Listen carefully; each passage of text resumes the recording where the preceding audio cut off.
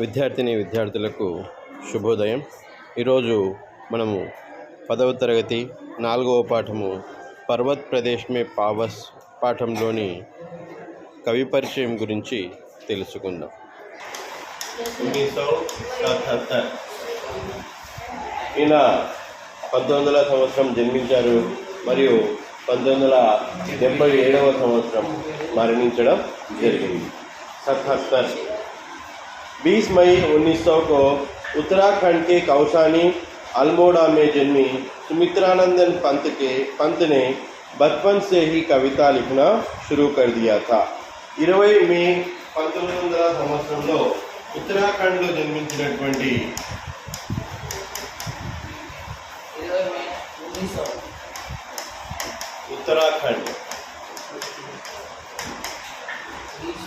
उत्तराखंड में కౌసాని గ్రామంలో ఆల్మోడా జిల్లాలో కౌసాని అనేటటువంటి గ్రామంలో సుమిత్రానందన్ పంత్ గారు జన్మించెను. బచ్పన్ సే హీ కవిత లిఖనా షురూ కర్ దియా థా. బచ్పన్ అంటే బాల్యము నుండే ఈయన కవితా రచనను ప్రారంభించెను. షురూ అంటే ప్రారంభము. 7 साल की उम्र में स्कूल में काव्य पाठ के लिए पुरस्कृत हुए.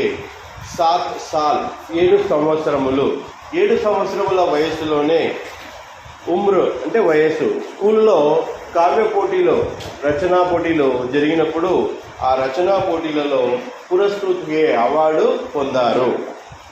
1915 में शाही रूप से साहित्य सृजन शुरू किया और छायावाद के प्रमुख स्तंभ के रूप में जाने गए. 1915 సంవత్సరంలో ఈయన పూర్తిగా రచనను ప్రారంభించెను మరియు ఛాయావాద్ అనేటటువంటి ఒక రచనలో ఒక శైలి ఉంది.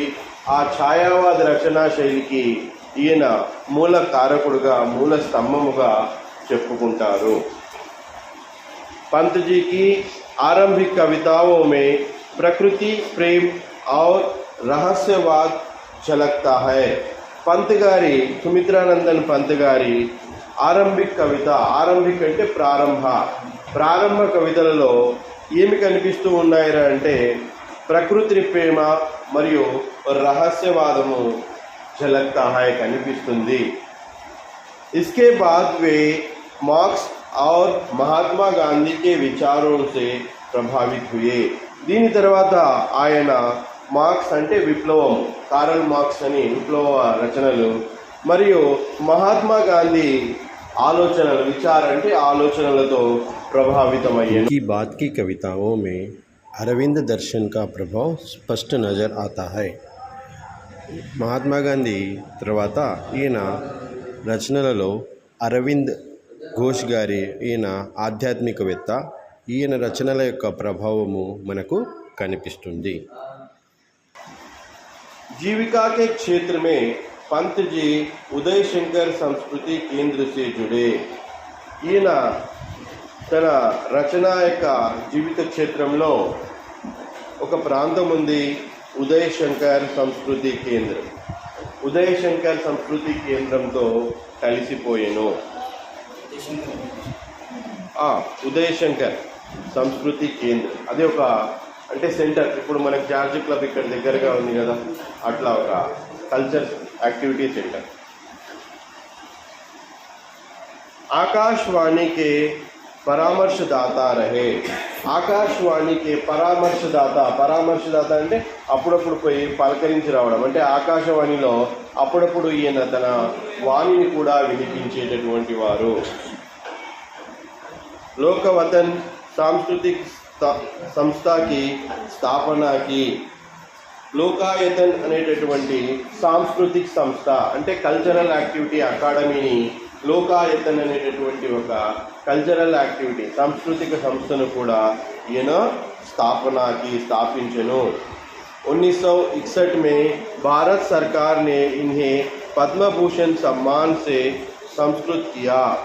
1961వ సంవత్సరంలో భారత సర్కార్ 1961వ సంవత్సరంలో పద్మభూషణ్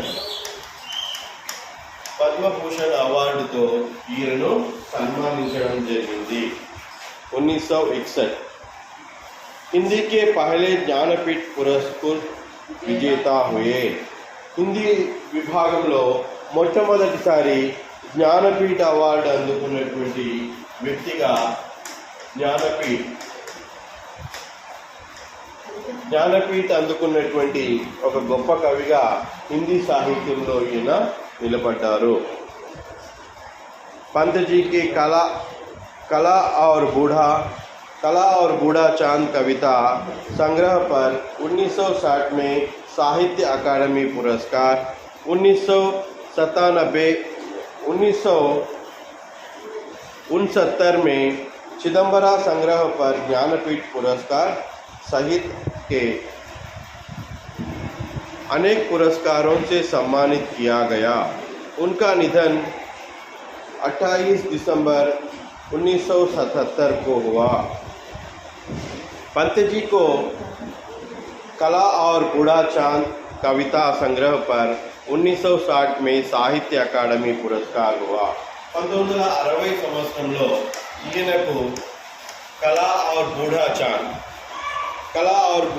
అనేటటువంటి రచన మీద సాహిత్య అకాడమీ అవార్డు లభించినది। సాహిత్య అకాడమీ 1969 సంవత్సరంలో चिदंबरा संग्रह पर ज्ञानपीठ पुरस्कार से सम्मानित हुए। 1969 సంవత్సరము ఏ కావ్యం అంటే చిదంబర అనేటటువంటి కావ్యం మీద ఈయనకు జ్ఞానపీఠ అవార్డు లభించినది। उनका निधन 28 दिसंबर 1977 को हुआ। ఈయన నిధన్ అంటే మరణము, నిధన్ అంటే మరణము 28 డిసెంబరు 1977 సంవత్సరంలో నిధన్ అంటే మరణించడం జరిగినది। इनकी अन्य कृतियां हैं वीणा, पल्लव, युगवाणी, ग्राम्य, स्वर्णकिरण और లోకాయతన్। ఈయన యొక్క మిగిలినటువంటి ముఖ్యమైనటువంటి రచనలు ఏమిట్రా అంటే కృతియ అంటే రచనలు, వీణ, పల్లవ్, యుగవాణి, గ్రామ్య, స్వర్ణకిరణ్ మరియు లోకాయతన్ ఇవి ఈయన యొక్క రచనలు।